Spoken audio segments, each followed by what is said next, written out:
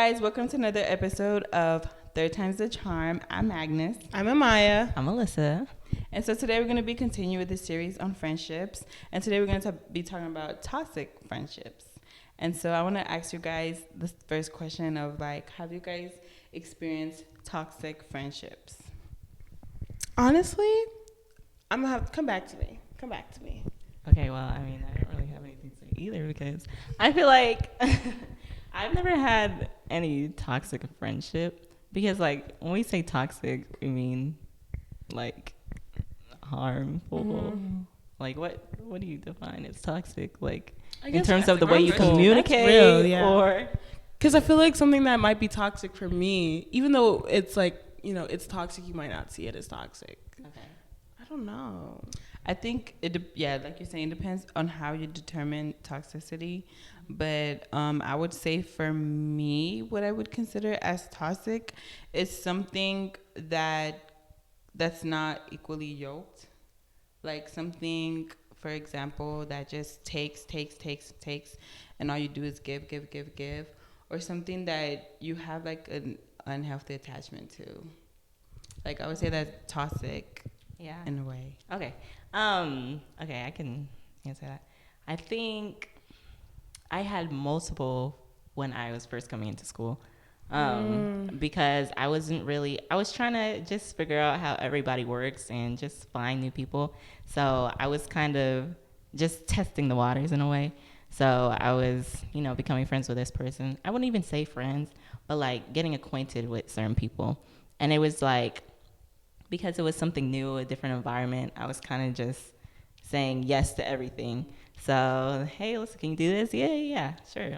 And then it got to a point where it's like, all right, I am giving more than I am receiving. Mm-hmm. And it's draining because it's like when you're constantly giving, and I was in a space where I wasn't really like looking to get anything from anyone. Yeah. But the fact that I was giving so much, that's what was literally taking so much away from me. So I think in that time, like, I lost a lot of joy because I wasn't happy because it wasn't genuine friendships. It was just ones where I was just giving and giving. They're just taking. And it wasn't even like they were sorry for it. It was just like, you know what? Like, I'll get what I can. Yeah. Yeah. Honestly, I really don't know. I think like coming into school, like being at Oakwood, I haven't had really any toxic friendships. Like I've stopped being friends with people because of certain things that they've done, but I wouldn't say like they were toxic, in high school, maybe like I think so, maybe. Like one of the friends I was friends with since like 6th grade, we stopped being friends in high school around like the election because of that was like the first time Donald Trump was president. Oh God. And yeah, she just had said some really like weird things, and she was kind of boy crazy that like too. So, I stopped being friends with her because of that. Because one thing I can't do is if the only thing we talk about is men, not even men, boys. Because guys, no. Yeah, I think one thing about like toxic friendships is that, and it's like very interesting that you were like you had to think about it, because like a lot of times it's not very obvious that it's toxic until like you step away from it and you're like, wow, this was actually toxic. So an example, it's not a personal example, but just an example I've heard of like toxic friendships, like you have like those friends who like constantly put you down, and then they play it off as, I was just joking, girl, but it's like it's always negative and like constantly putting you down, and then you're just like laughing it off, but then you're going back and looking at what, like internalizing everything they're saying to you, and then it's like they never want to see you do good. They don't want to see you do good, they don't want to see you do better than them. So as long as you're doing good, but like it's underneath them, they're gonna applaud you. Yeah. But as soon as you start doing better than them, it's like, girl, calm down, like humble yourself. Yes. It's like very, very subtle. Like what other examples could you think of like that's probably subtle? I feel like it kind of just would help not only us, like other people point out there's toxicity in the friendships. I would say I have another one. I think another example is friends who literally just come to you for advice. But not even like your close friends where it's like, hey, like I want you to know, I want to know about like this certain situation. Yeah. Just like genuine conversation that you have with your friends is not that. But like friends who literally depend on you solely for them to come to you and vent to you, say, hey, this is what's going on. And it's just like hours upon hours, and they're that can be like, burdening. Yeah, and even though, it's like they're dumping it on you. Yeah, even though like you want to be a good friend and like you want to be there for that person, it can be a lot. Like hours on the end of just like nonstop, and especially if that's the only thing that they come for you for. Yes. Because I don't mind like sharing, especially with like you guys. Like I don't mind sharing like what's going on in my life and like how I'm feeling, because that's what friends are for. But we have like a stronger connection than just like being my therapist. Like, you know, like you guys are my actual friends. And I don't know, like how I want to understand that mindset though, because like how does someone feel comfortable about not sharing the rest of their life with somebody, but sharing like those deep dark things that they feel like they can like unload on somebody? Yeah. Like how do you feel like you can't have a light relationship with somebody but then you want to have that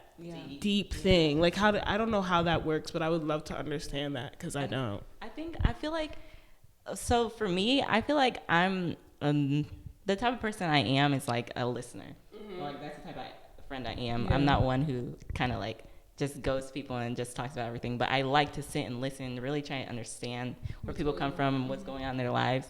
And I mean, that's always who I've been. And I think when people find that in someone else, they're like, they take that and they're like, okay, yeah, they're going to sit here and listen to every single thing that I say. Because if I'm being honest, if someone comes to me about something who I don't like normally have like a strong friendship with or relationship with, and they're coming to me about something, I'm going to sit there and listen regardless. I'm not going to be like, all right, like chill. I'm never going to do that. So I think sometimes people take that for granted, because it's like, yeah, this is the only person who's going to sit and listen to everything that I have to say. But it gets to a point. It does. It really does. And like when it gets to that point, it's like, all right, like this is a lot, and I don't think this is good. Yeah. Like it's not good at all. Sometimes I feel bad when like I feel myself pulling away from people, because I feel like it's too it's overbearing, especially like what you just said, like when they're just like you want to sit there and listen because you're not going to be like, oh, stop, like go away. But it's just like I can feel myself physically being like, I can't do this, you know? And so I feel like it's like sometimes people skip steps when it comes to friendships.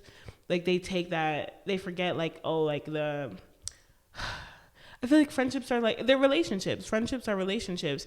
And like you're skipping the talking stage, basically, like getting to know them, that like those basic things that you like kind of connect on when you first get to know somebody. I feel like people skip that and they go straight into other stuff. And it's just like, when I start to feel that, I automatically want to take steps back, because it's just like, this is not going to end well. I don't see this ending well because I don't really know you. You know what I'm saying? Yeah. And how would you say like unhealthy attachment looks like especially in terms of friendships? I feel like it's very hard to tell like that it's like I'm connected to this person and I'm attached to this person, but it's not healthy. Like what would you guys say is like a way that you guys can tell? I'm asking because I actually genuinely don't know. Yeah. I feel like I can tell more in other people than in myself.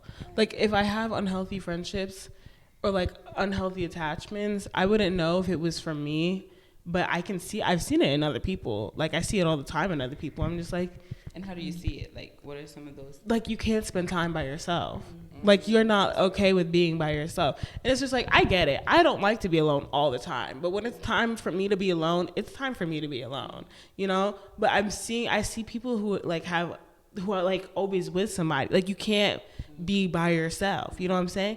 Like one thing I learned, especially here at Oakwood, is sometimes you just got to do it on your own, you know? Like going to the calf, I had to get, that was a fear I had to get over. Like, I feel, cause like you know, going to the calf by yourself is like, that's a battle. Yeah. But exactly. I don't think I've ever done dinner, but like lunch, and cause I don't really go to dinner no more, but lunch and breakfast, I go to breakfast by myself most days, or like lunch, I've gone to lunch by myself before. That's just a battle you have to overcome, because being by yourself, when everybody's gone and all is said and done, it's you got to figure it out on your own. So having like always wanting to be around people, that's unhealthy in itself. I think that's an important like trait to discover and find in yourself. It's just being comfortable doing things alone. Yeah. So I don't know. It's hard to put into practice those things when you're not used to it. Like if you're like say you have a big family, for example, like me, I have a big family, so there's always been people around. Yeah. So it wasn't until I got to college. I mean, I've always been an independent person, but I was so used to having people around 24/7. Yeah. So it wasn't until I got to college that I felt the uncomfortable feeling of genuinely being alone. I'm just like, okay, this is a weird space, so I have to navigate that. So I did start trying to do things on my own, and I did get to a place where it's like, okay, like I do like my space. Yeah. I love being around my friends, but there are times where I'm like, and I think people see that a lot, where I kind of like detach, but I think that's also my like social battery type of thing. Yeah, but I do kind of just like, all right, like I think I need time to reset, and then we can go back into regroup, it. Yeah, and I think it's really healthy. I don't think it's a bad thing at all. Me neither. Like to be comfortable by yourself, but another level I'm trying to get to is going out to eat by myself, because that's another level. I would love to do that for sure. Yeah, that's hard, but I think it's very important to do that. No, that is actually very important. I feel like you're able to like, I don't know, like step out of the friendship and like know yourself better, and then you bring more to the table. Yes. And I feel like it just works better, because like even if you have good friends, it's still not healthy to have a unhealthy attachment to them, because it gets hard to go through those shifts and different seasons in your friendship. For example, like getting married, getting engaged, and having kids. So if you didn't already start being comfortable, you're gonna be with the wife who's gonna always be going to your friend's house, and your husband's gonna be like, again, like you're going there again, and then you're not gonna see a problem in it, and then he's gonna be like, this is not it, and then you're gonna start having a problem over your friend, when you really should not put your friend over your husband like that. Like in terms of like time wise. So it's just it's or even vice versa. Like you can't leave your husband behind and just do you on your own. Like I feel like that might be a problem too. Like when you can't like just go off on your own and chill and just like take that time for yourself, and you're always with your man. That's like awesome, that sounds like also a problem, because where's your independence? Like you started this on your own, you better finish it. And you're right, that's how it starts though. If you don't start doing that with your friendships, then when you go to your relationships, it's gonna be the same thing. Yep. It's a constant cycle. It really is. Yeah. I don't know. I feel like in that space, you have to really get to know yourself and who you are, the way you function, without being so dependent on other people. Mm-hmm. So knowing yourself in your own space without having that connection or that pull to other people. For sure. So, yeah, I think that's good. That is good. I would say another thing that also helps identify like toxicity in friendships is like, you ever have like those friends, it's like they always like they feel like the world revolves around them. Yeah.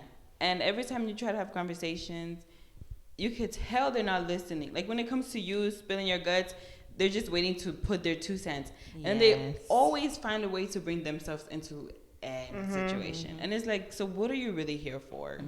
Because you always bring yourself up into this, and then I compromise when it's like things that I have to compromise for you, but then when it's time for you to compromise for me, it's not. Wow. It's not there. Yeah. But then because you have such a good time with them, and it's like the compromise doesn't seem as bad, you're like, okay, this is not bad. This is normal. But in reality, it really isn't. Those are the type of people who listen to respond. They do not listen to listen. It's like one thing goes in, and they just literally just comes down the other ear. So that way they can just get a word in. Like, that's did you crazy. even hear what I said? And that hurts. It's like, wow, I'm here telling you all this, and did you even catch one thing? Like, you said nothing about what I just said. You're just responding to whatever you had going on in your mind. That's crazy to me. Oh, that hurts. That's wild. That's wild. That's wild. It's very obvious too when people do it. It's just like, are you not self-aware? Yeah. That's so real. Well, I want to end this by asking you guys to just give our audience one piece of advice whenever they like notice, like they've realized all these different signs that we've talked about on how to start exiting those toxic relationships once you've gotten to the point of like, okay, this is toxic, how do you exit? You wanna go first? Oh, sure. I think I think just finding that comfort space where you can go and detach from those specific people or those specific moments where you just feel like it's too toxic for you to stay in. But I feel like if you find that comfort place in that space, you can find yourself and realize and look back, reflect on, okay, this is a friendship that's really like something that's not good for me. Because if you're spending all your time with that person, you're not going to see that. So sometimes you do have to draw back, go into your own space, and really look at things, analyze everything, and just be like, okay, this is what I need to do, and just move forward like that. I would say, in doing that, take it slow, because you also have to consider, like, yes, this is your friend, but sometimes these people are not even doing it intentionally. It's just how they are. So, and like, because they hurt you, you don't want to go and hurt them as well. That's so real. taking yourself and detaching in a healthy way. I really think it can be hard to separate yourself from people sometimes. I feel like that's definitely something I struggle with. Like I like on the opposite end though. Like I'm easy to like just cut you off. Like I don't have a problem with that. And my mom keeps telling me that. And she's probably gonna be watching this. Like why? Like she's like, why don't you have any friends from high school anymore? And I'm just like, I don't know. Like I just don't talk to people anymore like that. And I feel like obviously, you know, being at Oakwood, it's different than high school, so I don't think I'll have that same problem. But I've still like over the course of the 4 years, I've definitely cut people off like that, like it's been nothing. And so I feel like I'm not sensitive enough when it comes to that. When it comes to like trying to detach yourself from people in a healthy way, because like I can't even imagine like you guys being toxic, just like, you know, for an example, and me trying to like back away from y'all. Like I feel like that would be hard. And so I feel like that's what I'm just like trying to say, like just, you know, take it one day at a time, you know, really like evaluate your life and what you want for your life. And if you see this person in your life being a healthy factor, because if you don't, then what are they doing here? Like you have to put yourself first. And I'm not saying to be selfish, but like you can't pour into, you know, like you can't pour into anyone if you're empty. And if this person keeps dragging you down, then you really have to reevaluate that and just take it one step at a time. Because I know it can't be easy, you know? Yeah. Well, thank you guys for tuning in on another episode. I hope you guys are continuing to like the videos, commenting, and subscribing to our channel. And then stay tuned for the next episode.